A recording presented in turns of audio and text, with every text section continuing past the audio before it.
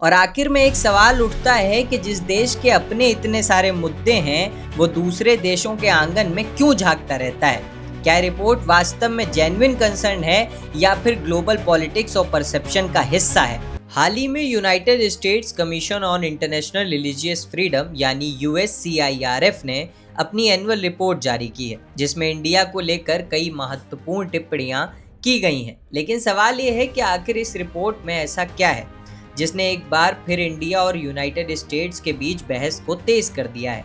चलिए इस पूरे मुद्दे को आसान भाषा में समझते हैं। सबसे पहले ये समझना ज़रूरी है कि USCIRF है क्या।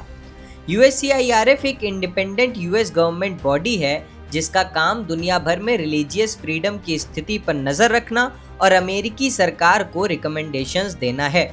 ये सीधी पॉलिसी नहीं बनाता, लेकिन इसकी रिपोर्ट इंटरनेशनल लेवल पर काफ़ी इन्फ्लुएंस रखती है। इस रिपोर्ट में कहा गया है कि भारत में रिलीजियस फ्रीडम की स्थिति में गिरावट आई है, खासकर माइनॉरिटीज़ जैसे मुस्लिम्स और क्रिश्चियंस को लेकर कंसर्न्स उठाए गए हैं। कुछ राज्यों में लागू एंटी कन्वर्जन लॉज को लेकर भी सवाल उठाए गए हैं। रिपोर्ट में यह भी दावा किया गया है कि कई मामलों में हेट स्पीच, कम्युनल टेंशंस और लीगल एक्शंस के जरिए रिलीजियस फ्रीडम प्रभावित हुई है।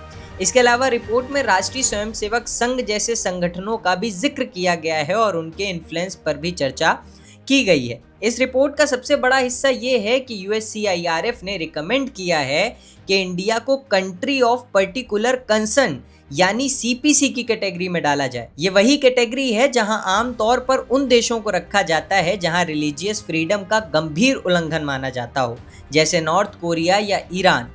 हालांकि ध्यान देने वाली बात यह है कि ये सिर्फ एक रिकमेंडेशन है। फाइनल डिसीजन अमेरिकी सरकार लेती है और अब तक इंडिया को CPC लिस्ट में शामिल नहीं किया गया है। अब बात करते हैं इंडिया के ऑफिशियल स्टैंड की। भारत सरकार ने इस रिपोर्ट को पूरी तरह खारिज करते हुए कहा है कि ये रिपोर्ट बायस्ड और वन साइडेड है। ये भारत की ग्राउंड रियलिटी को रिफ्लेक्ट नहीं करती और इसमें सेलेक्टिव इंफॉर्मेशन को इस्तेमाल किया गया है।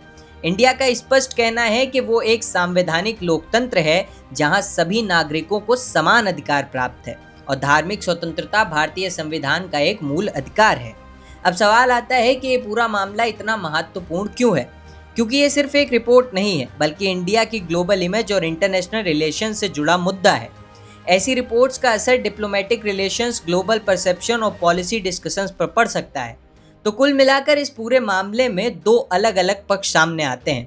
एक तरफ USCIRF की रिपोर्ट है जो इंडिया में रिलीजियस फ्रीडम को लेकर गंभीर चिंता जताती है और दूसरी तरफ भारत का स्टैंड है जो इन सभी आरोपों को नकारते हुए इसे बायस्ड और टोटली वन साइडेड बताता है।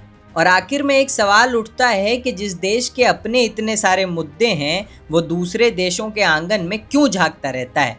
क्या रिपोर्ट वास्तव में जेन्युइन कंसर्न है या फिर ग्लोबल पॉलिटिक्स और परसेप्शन का हिस्सा है। आप इस बारे में क्या सोचते हैं, अपनी राय कमेंट बॉक्स में ज़रूर बताएं और ऐसे कई फैक्ट बेस्ड वीडियोस के लिए चैनल को सब्सक्राइब करना ना भूलें और देखते रहें दी नमस्ते नेशन।